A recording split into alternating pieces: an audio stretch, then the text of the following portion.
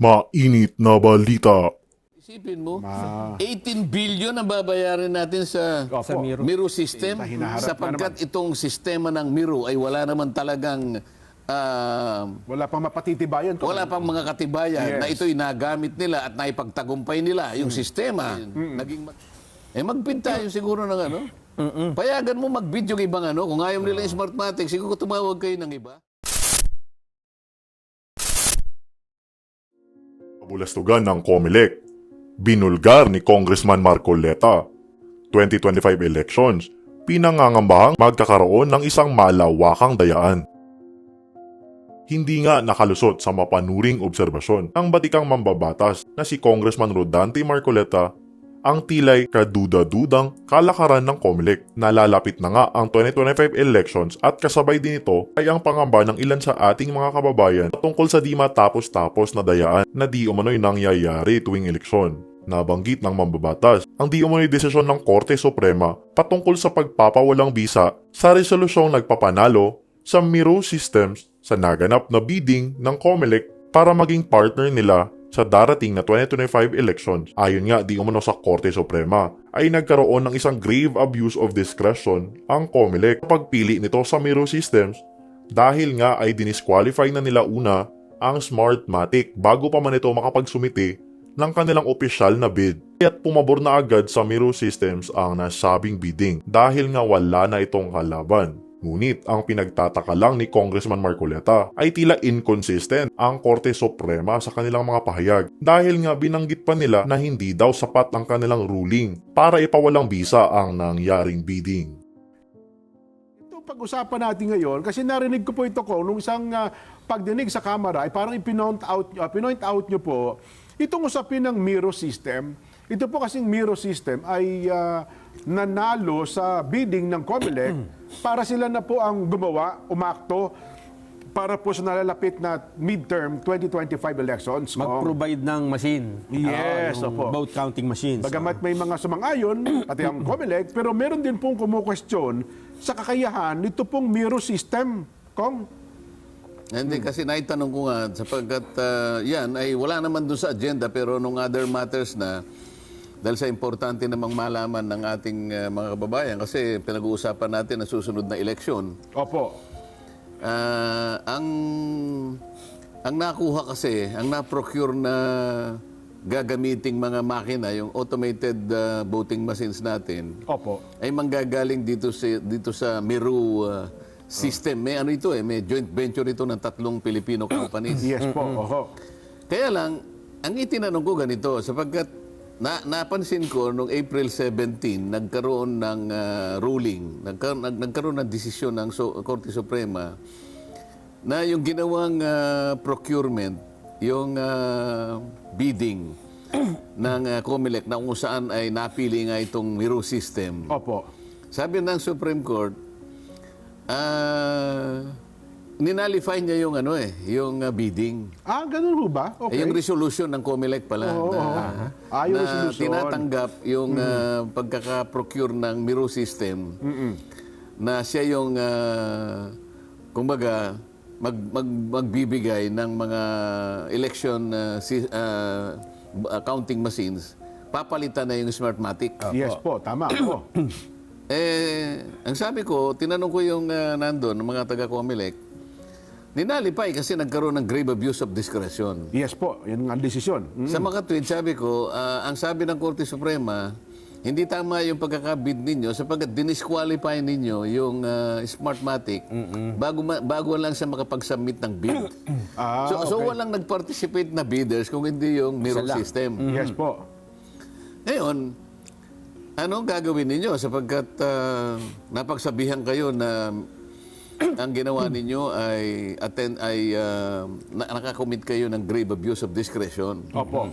Bagamat sinabi ng Korte Suprema naman kasi, dapat naman ang Korte Suprema, hindi niya na sinabi na, but this is not enough, sabi niya, to nullify the bidding. Okay. Teka muna ka ako. Hindi rin daw sapat yun. Opo. Di ba parang inconsistent yun? Pagka ikaw ay nasermonan ng isang otoridad na, halimbawa, meron kang ginawang isang bagay, Opo, yung pagkakamali. Oh. sabi ng isang otoridad, alam mo, nakita ko, may kamalian ang proseso mo. Okay. Siguro kahit sinabing, kung sa bagay, kahit mali yan, hindi naman kita sinasabing kinakailangan magbago ka ng paraan. Oo. Dapat sana yung pinagsabihan na yon sa kanyang sarili, on its own initiative, mag-iisip siya. Okay. Teka muna, na-lecturean ako doon. Oo. Na-sermonan ako doon. Hindi ba pwedeng i-revisit ko yung ginawa ko on my own? Kahit na ba sinabi nung otoridad na yon na bahala ka, hindi naman kita sinasansala na ulitin mo yung bidding. Na ginawa mo Kaya yun. lang, nasabihan ka eh. Opo. That you committed grave abuse of discretion. Opo. Sa mga tweet, yung ginawa mo ay talagang may mali. Opo. So, dapat pag may mali, merong corrective measure. Yes. Dapat on its own, ang COMELEC, sinabi niya sa sarili niya, teka, magbid ako uli. Ah. Ang sinabi ng Korte Suprema, kaya ako nagtataka siguro kung makausap natin ang mga kaibigan natin taga-Korte Suprema, sabi niya, hindi naman kanya nangangahulugan na sinasabi namin na inalipay ninyo yung bidding ng Mirumisu.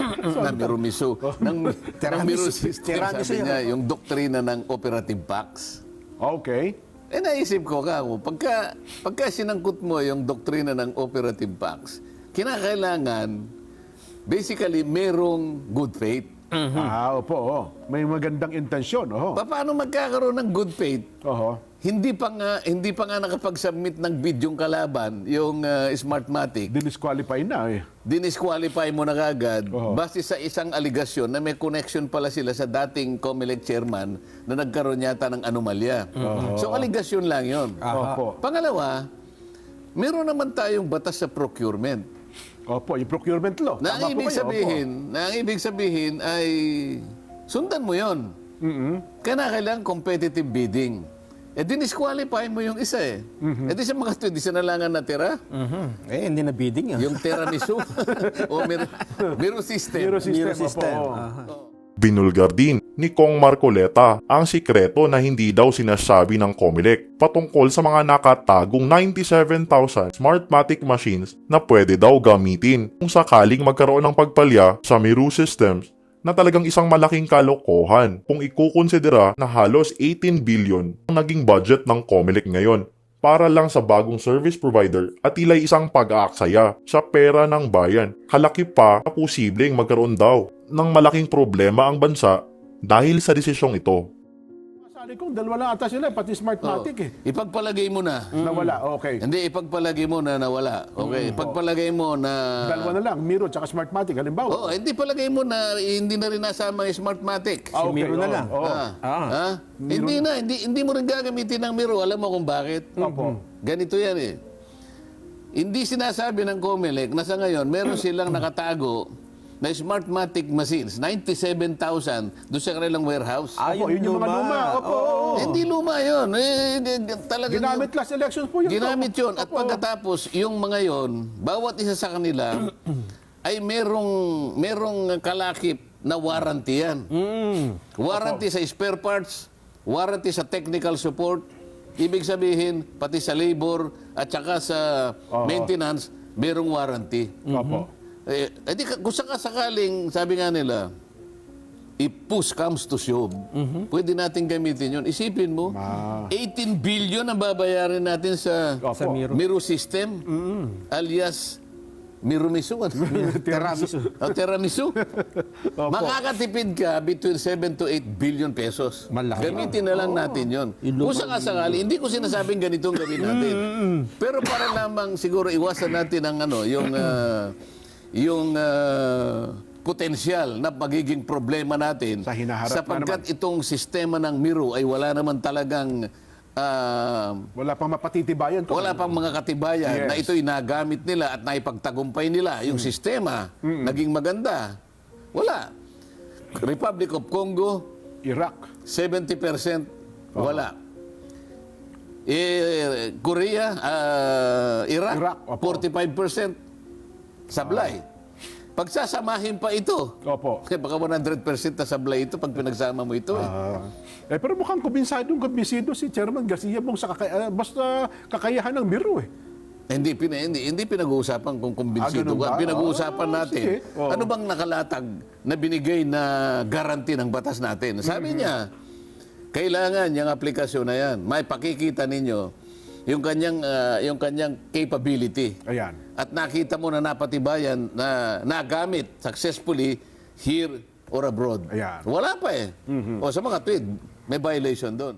Hinimay din ni Marcoleta ang mga naging history ng nabanggit na Miro Systems Company na kung saan ay marami di umanong kapalpakan sa ibang mga bansa na kung saan ay sila din ang nagbigay ng mga makinang ginamit sa mga ginanap na eleksyon. Kinakabahala ng butihing kongresista na di umano'y baka mangyari din sa ating bansa ang mga insidenteng ito. Nabanggit din di umano ang mga naging rason ng korte kung bakit ayaw na nilang magkaroon ng isang panibagong bidding. Dahil nga raw, baka kukulangin na sila sa panahon upang makapagprepara na tila questionable daw. Dahil napakalayo pa naman ang eksaktong petsa ng 2025 election at kung ikukumpara pa nga, ay mas maikli pa ang mga naging buwan ng preparasyon sa mga nakaraang eleksyon na tila nakapagtataka ayon sa mambabatas.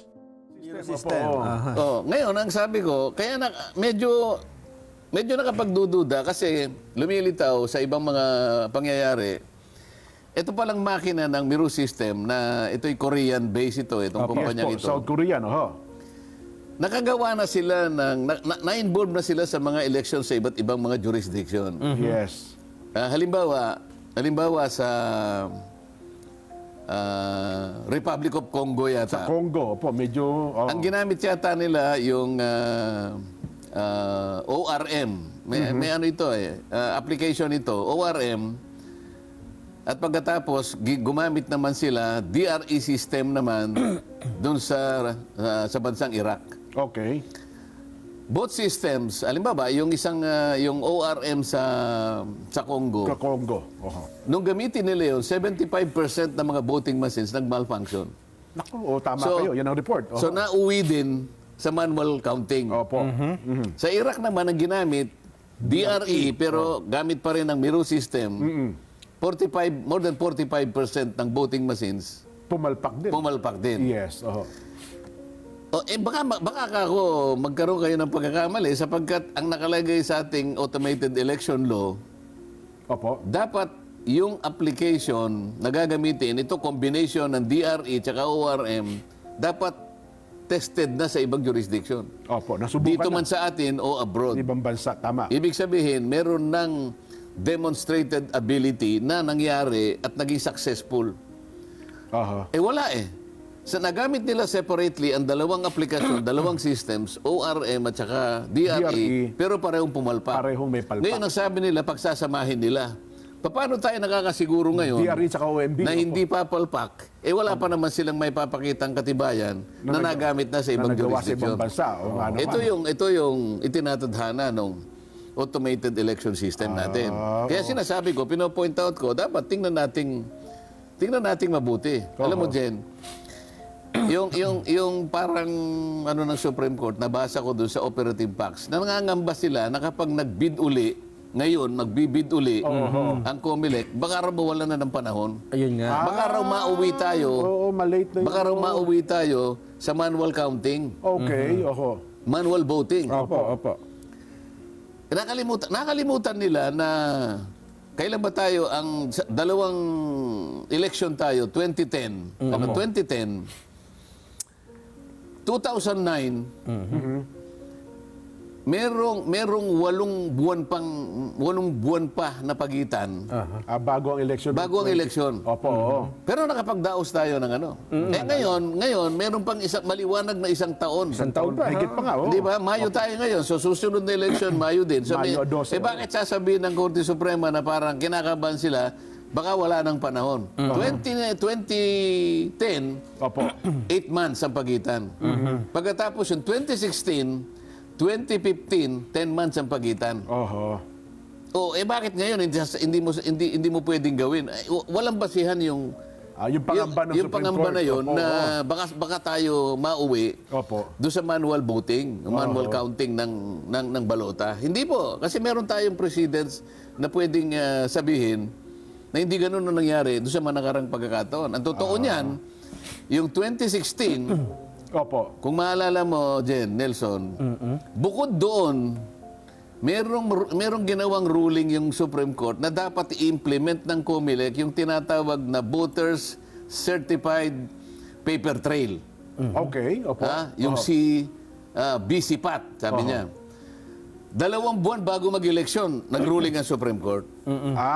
Opo, tama. Naalala ko yan. Opo, oo. So, sa kabila ng 2 buwan na lang ang natitira bago yung 2016 election, nag-ruling ang Supreme Court na kailangan i-implement pa ito. Opo.